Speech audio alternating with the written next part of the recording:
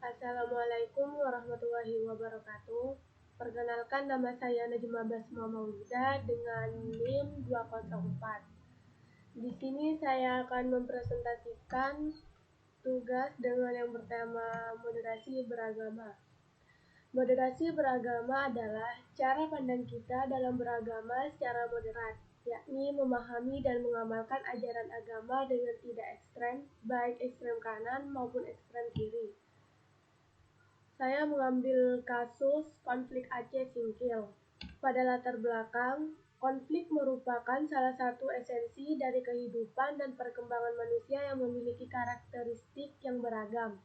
Manusia memiliki perbedaan jenis kelamin, strata sosial dan ekonomi, sistem hukum, bangsa, agama, suku, kepercayaan, aliran politik, serta budaya tujuan yang berbeda. Dalam sejarah manusia, perbedaan inilah yang selalu menimbulkan konflik. Indonesia adalah negara majemuk dilihat dari banyaknya perbedaan yang dimiliki seperti keberagaman bahasa, etnis, suku, bangsa, dan keyakinan beragama. Hal ini merupakan modal kekayaan yang dimiliki Indonesia. Namun, di samping itu, kemajemukan atau keanekaragaman juga dapat mengandung kerawanan yang dapat munculkan kepentingan antar kelompok yang berbeda-beda tersebut sehingga menimbulkan perpecahan. Konflik dan kekerasan yang mengatasnamakan agama di Indonesia terus meningkat dari tahun ke tahun. Salah satu masalah yang sering mengusik kerukunan antar umat beragama adalah masalah terkait pendirian rumah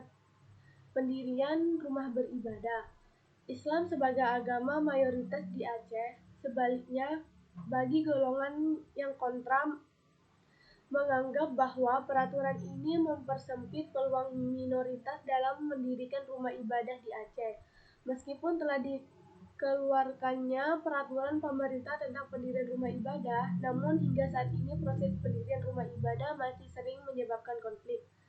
Izin pendirian rumah ibadah menjadikan sebagian kalangan minoritas kesulitan mendapatkan akses beribadah dengan aman dan nyaman. Seperti halnya di Aceh Singkil, terjadi konflik antar agama yaitu pembakaran gereja oleh massa karena dianggap tidak memiliki izin. Dengan menggunakan teori konflik Simon Fisher dan D.K. Ibrahim Abdi dan kawan-kawan, dan berdasarkan hasil penelusuran literatur atau wacana tulisan ini ingin menguraikan analisis konflik antar agama di Aceh Singkil. Pada rumusan masalah, apa pemicu terjadinya konflik antar umat beragama di Aceh Singkil dan bagaimana hubungan antar umat beragama di Aceh Singkil? Lanjut kepada analisis. 4 tahun pasca konflik agama yang terjadi di Aceh Singkil, rekonsiliasi masih belum mencapai titik temu. Konflik Aceh Singkil disebut sebagai potret buruk intoleransi di Indonesia di tengah menjamurnya konservatisme yang terobsesi melakukan politik penyeragaman atas nama mayoritas. Pembakaran gereja HKI Sukamakmur di Aceh Singkil pada 2015 menjadi awal apa yang disebut sebagai konflik Aceh Singkil. Saat itu sejumlah gereja dibakar dan dibongkar lantaran dianggap tak memiliki izin. 4 tahun berselang, Martina Berutu, warga desa Sukamakmur di Kecamatan Gunung Meriah, Aceh Singkil, yang juga menjadi salah satu pengurus gereja, mengaku kewalahan dengan banyaknya persyaratan untuk mengurus izin mendirikan bangunan IMB gereja di provinsi yang mayoritas penduduknya beragama Islam itu.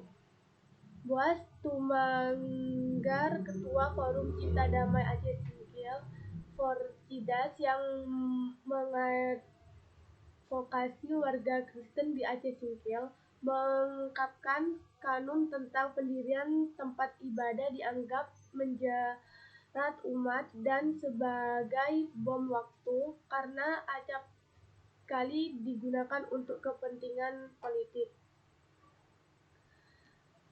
Api dalam sekam. 4 tahun berselang, rekonsiliasi untuk mendamaikan konflik belum mencapai titik temu. Sementara itu, kehidupan warga Kristen telah berubah drastis. Semestinya pemerintahan bisa lebih tegas. Ketua FKUB Aceh Singkil, Ramlan, mengatakan banyaknya aliran gereja Kristen di Aceh Singkil semakin memperumit penyelesaian konflik Aceh Singkil, politik penyeragaman atas nama mayoritas. Bagaimanapun apa yang terjadi di Aceh Singkil, menurut Direktur Eksekutif Setara Institut Ismail Hassani, menjadi potret buruknya intoleransi di Indonesia di tengah menjamurnya konservatisme yang terobsesi melakukan politik penyeragaman atas nama mayoritas. Lanjut kepada solusi. Permasalahan yang paling prinsipil dalam penyelesaian konflik singkil ini adalah masalah komunikasi. Yang kedua, bupati harus benar-benar bisa berperan aktif dan efektif dalam membina kerukunan umat beragama di Aceh Singkil. Yang ketiga, sebagai elemen sipil, ormas dan kelompok-kelompok masyarakat harus bisa menahan diri. Yang keempat, insya Allah saya siap membantu mengadvokasi persoalan-persoalan. Yang kelima, jangan sampai kelompok-kelompok masyarakat dan komunitas agama mudah terprovokasi dengan isu-isu. Lanjut pada evaluasi.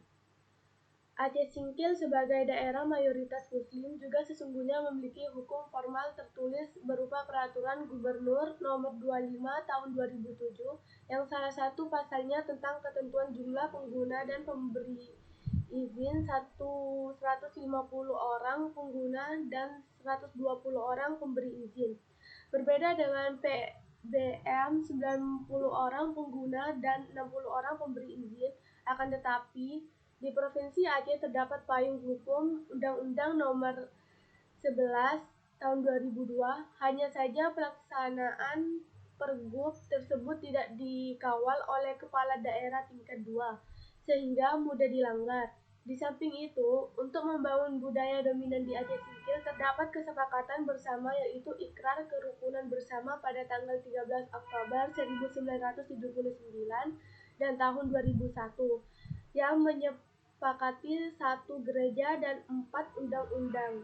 Juga kesepakatan terakhir menjelang konflik akhir tahun 2015 yang menyepakati pembongkaran 10 gereja atau undang-undang yang tidak memiliki izin dan menyisakan 14 gereja atau undang-undang. Namun kesepakatan tersebut tidak diterima dengan tulus oleh umat Kristen dan pihak Pemda juga tidak bisa mengawal kesepakatan tersebut dengan baik. Kesimpulannya, yang pertama, pemberitaan mengenai konflik yang terjadi di Aceh Singkil memiliki nilai berita yang tinggi. Yang kedua, terlihat dari banyaknya pesan yang ingin disampaikan kepada masyarakat terkait adanya kepentingan tersendiri. Yang ketiga, memperlihatkan keunikan dalam pemberitaan terkait pembakaran rumah ibadah di Aceh Singkil. Dan yang keempat, memiliki segmen pembaca mayoritas Muslim berupaya sebagai media yang menitik beratkan. Sekian dari saya, kurang lebihnya mohon maaf. Wassalamualaikum warahmatullahi wabarakatuh.